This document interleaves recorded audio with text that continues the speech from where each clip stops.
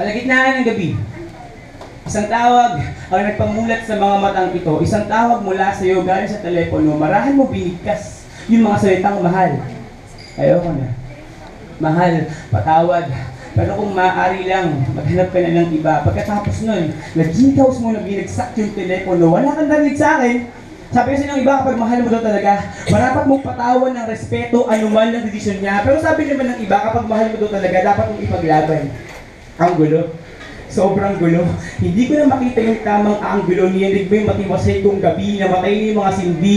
Hindi ako mapakali. Kinagsulat na lang ako. Kinuha ko yung lapis at papel at kahit basang-basa ng luha ang aking kwaderno, pinilit kong wakasan.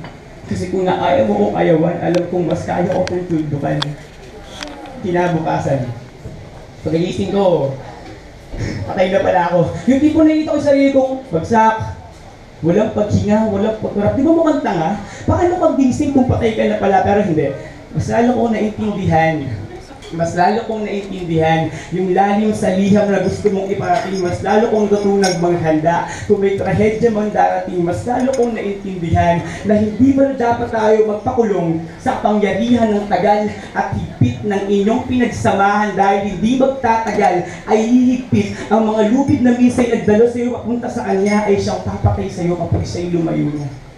At tandang-tanda ko pa. Yung araw-araw tayo nagkakausap sa telepono ng masaya. Hi, mahal! Pwede ba ako samahan sa sementeryo? Alam kong Pasko ngayon. Pero gusto ko lang sana dalawin yung puso ko ang patay na patay sa'yo. Pero masamang biro na ito, nalinti ka na. Patay na patay lang ako sa'yo, pero ba't pinatay mo pa ako? Sino ka para gawin ito, ha? Sino ka? Hindi. Sino ako? Sino ako para umalma? Pero wala na. Patay na ako. Hindi mo na ako kayang saklan. Hindi mo na ako kayang daanin sa matatamis mong ngiti. Hindi mo na ako kayong daanin sa iyong paglalambing. Hindi mo na ako kayong daanin sa malinis mong binti. Hindi mo na ako kayong daanin sa pagsusuot ng ubod ng ikli. Hindi mo na ako kayong daanin sa malumamang mong akbay. Hindi mo na ako kayong daanin sa maiklit mong paghawak sa aking kamay dahil pinatay mo na ako. Binuksan mo yung saradong dibdib ko sa baywarak sa nanahimik kong puso. Hindi ka man lang nagtira kahit lamang pagsara sa bakante puso ko. Hindi mo man lang ginawa. Nagising na lang ako. Nawala ka sa tabi ko. Pinilit kong kapain ang natitirang espasyo ng kama. Baka sakaling nahulog ka lang o sa paanan ko lang napunta pero palyado ang lahat. Bumangon ako nang wala sa mga yakap mo. Bumangon ako na may nginig sa talampakan ko. Bumangon ako kahit hindi ko alam kung paano sisimulan tong araw ko pero bumangon ako. Bumangon ako para isinitong sarili ko sa apat na sulok ng parisukat doon. Wala ka na magagawa. Hindi mo na ako kayang saktan. Pinatay mo ako sa malamang dahilan, hindi ko alam ang iyong layo na gustong mangyari. Pero sana kung papatayin mo lang pala ako, di mo na ako ginawang buhay. Patayin mo na lang ako sa sarili kong refleksyon. Pero wag mo kong bubuhayin sa kanino mong isang ilusyon. Patayin mo na lang ako sa di sakit pagpili. Pero wag mo kong bubuhayin sa pangako na pananatili. Patayin mo na lang ako sa di na pagbalik. Pero wag mo kong bubuhayin sa mga yakap at halik. Patayin mo na lang ako sa tapang at pait. Pero wag mo kong bubuhayin sa lambing at tabis. Oo, patayin mo na lang ako sa tapang at pait.